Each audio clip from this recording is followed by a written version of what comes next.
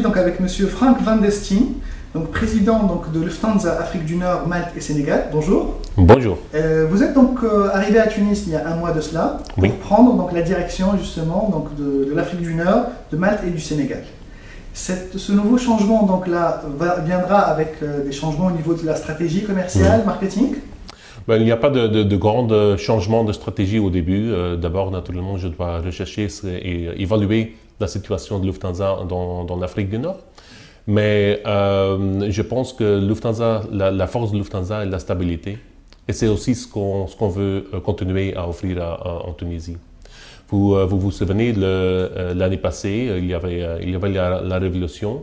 Et Lufthansa était une exception parce que nous étions presque la seule compagnie à continuer d'offrir nos fréquences normales, ce que nous avons offert avant. C'est-à-dire pendant l'hiver, nous avons 2 fois 4 vols par semaine et pendant l'été, nous avons 2 fois 5 vols par semaine. Il y avait des autres compagnies qui ont réduit leur fréquence et ça nous a aidés. Et ça nous a renforcé dans notre décision de continuer la même offre. Justement, donc, depuis 3 ans, donc, Lufthansa en Tunisie communique énormément et a redoré justement sa présence et sa marque en Tunisie, mais elle reste encore un peu moins connue que les compagnies européennes, autres. Bien sûr. Je ne suis pas tout à fait d'accord que nous ne sommes pas assez connus parce que je sais que tous les voyageurs fréquents, et ce sont notre clientèle le plus important, nous sommes très connus avec les voyageurs. Nous avons un programme de fidélité Miles & More qui est le plus populaire en Europe et la marque Lufthansa est une marque très forte. Nous sommes la plus grande compagnie en Europe et ça, évidemment, on se connaît.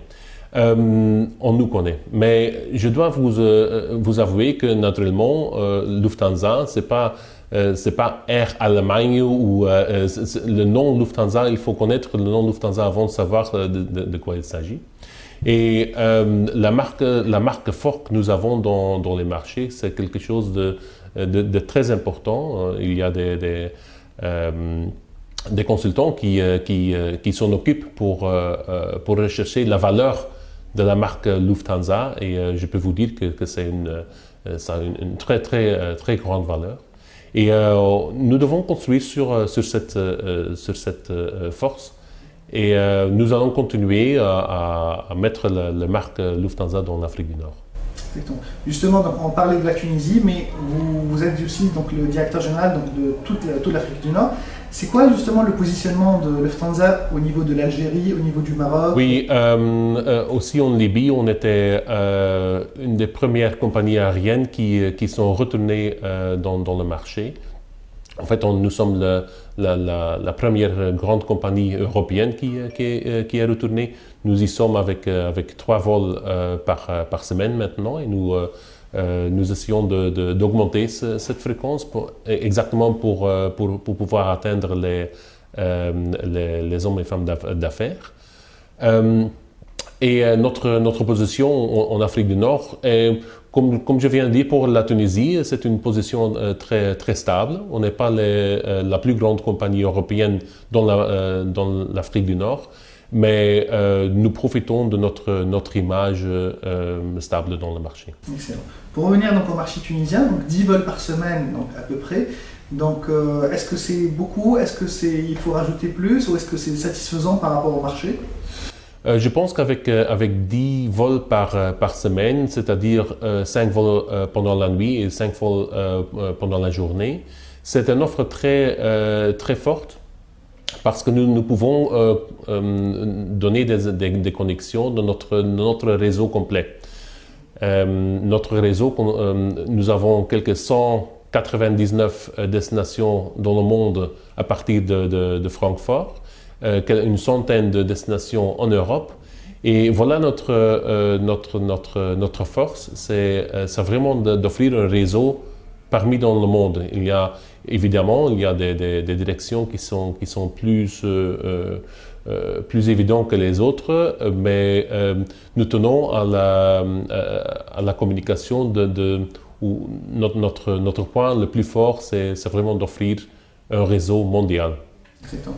Justement, donc le réseau mondial, mais quel est le positionnement de Lufthansa par rapport à la concurrence du Moyen-Orient et au hub justement qui existe au Moyen-Orient? Donc votre hub se situe à Francfort et donc vous êtes parfaitement lié donc à tout ce qui est Amérique du Nord et les desserts donc, de l'Amérique du Nord et de l'Europe. Mais qu'en est-il par rapport à un positionnement Tunisie, Francfort et Moyen-Orient et les destinations de l'Asie? Évidemment, la compétition que nous avons avec les compagnies du Moyen-Orient, c'est surtout sur l'Asie. Et là, nous sommes prêts à prendre cette compétition. Nous la prenons très sérieusement. Mais évidemment, comme vous le mentionnez, nous avons aussi même l'Afrique du Sud ou l'Europe ou l'Amérique du Nord ou l'Amérique du Sud sont des nations assez remarquables dans notre réseau. Donc là, pour parler justement donc, de la stratégie commerciale donc, de Lufthansa, à l'international, vous vendez énormément sur Internet. Qu'en est-il de la Tunisie? Y aura-t-il des changements? Y aura-t-il du yield management? Offrirez-vous des promotions plus intéressantes sur le web? Nous avons toujours des promotions ou des tarifs très intéressants sur le web. Nous avons, depuis un certain temps maintenant, nous avons ce qu'on appelle le book online, pay offline, parce que vous savez, ici en Tunisie, il y a toujours le challenge des cartes de crédit internationaux. Et là, on a offert la possibilité de faire la réservation online. Et ça donne encore 72 heures pour payer les billets. Et il faut les payer alors chez Lufthansa même, dans nos bureaux. À part de ça, il y a une autre nouvelle. Comme partout dans le monde, nous avons aussi toujours levé ce qu'on appelle le ticket service charge de 25 dinars. C'est un tarif qui va totalement disparaître. C'est-à-dire, dès le 1er avril, il n'y aura plus ces frais de dossier de 25 dinars. C'est-à-dire, le prix va se réduire de 25 dinars alors, à ce moment. Excellent. Donc, si on parlait de la nomenclature des voyageurs, donc à partir de Tunis vers justement les autres destinations, et de l'Allemagne vers la Tunisie. Donc c'est principalement, donc, on voit donc, des touristes allemands venir en Tunisie et des hommes d'affaires donc, partir utiliser Lufthansa. C'est quoi la nomenclature des voyageurs qui utilisent Lufthansa? Oui, la majorité des voyageurs sur nos lignes nord-africaines sont des voyageurs, sont du incoming. Ce sont des hommes d'affaires ou ce sont des touristes qui visitent la Tunisie ou l'Afrique du Nord. Par contre, à cause de cette grande demande, nous pouvons naturellement aussi donner une offre très, très forte, c'est-à-dire avec les 10 vols par semaine. C'est une fréquence assez forte, mais c'est grâce aux passagers de l'étranger que nous pouvons donner cette offre. Tout à fait. La Tunisie est maintenant en pleine stratégie de relance du tourisme. Est-ce que Lufthansa justement va participer à cette relance-là ou comment allez-vous soutenir justement cette initiative-là? Certainement, nous avons des contacts à haut niveau en Allemagne avec le ministère de Tourisme. Il y a eu beaucoup de contacts entre la Tunisie et l'Allemagne, surtout après la Révolution, pour assurer que le tourisme revient en Tunisie. Il y a eu toute une délégation du Bundestag qui était venue en Tunisie. Est-ce qu'il y a eu des accords concrets avec Lufthansa pour soutenir ça? Nous sommes toujours en discussion avec les autorités et nous recherchons comment est-ce que la demande se développe. Mais comme j'ai dit avant, c'est surtout maintenant d'avoir une offre stable, de ne pas réduire, de ne pas trop augmenter immédiatement. Il faut d'abord voir comment le marché se développe. Exactement. Nous ne pouvons pas ne pas parler du bijou justement de Lufthansa, le A380. Oui, le A380, c'est vraiment notre flagship. Nous avions déjà 6 destinations que nous voulons de Francfort. Très tôt, on va ajouter une septième, c'est-à-dire Houston. C'est une destination où nous voyons beaucoup de potentiel, surtout au niveau du marché pétrolier. La A380, oui, on l'utilise uniquement pour les marchés où nous voyons vraiment une très haute demande. Et ça continuera. Nous n'avons pas encore reçu tous les A380 et il y a c'est en fait une recherche qui se fait constamment pour évaluer les différentes destinations. Mais justement, donc, à part le A380, donc, il y a des nouveautés sur la flotte. Donc, si vous nous parliez justement de l'enrichissement justement de cette flotte. Oui. Dès le 1er juin, nous sommes très fiers de lancer le 747-800. C'est un avion qui a été développé pendant les derniers 10 ans et nous sommes extrêmement fiers que Lufthansa est le pionnier pour lancer cet avion. Les premiers avions viennent aussi avec une nouvelle business class.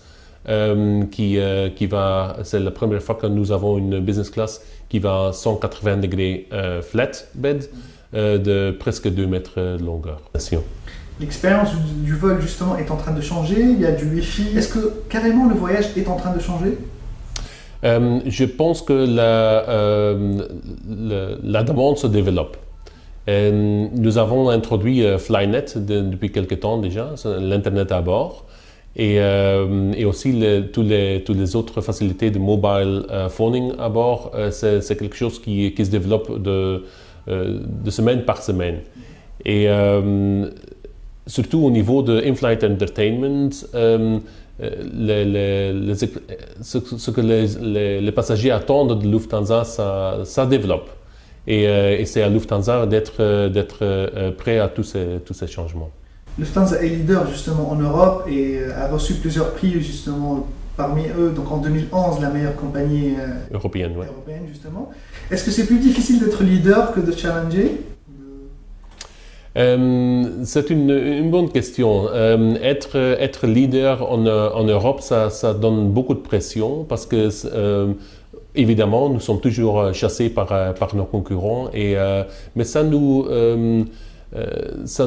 challenge pour être toujours un pas en avant. Parfait. Merci pour votre accueil. Je vous en prie.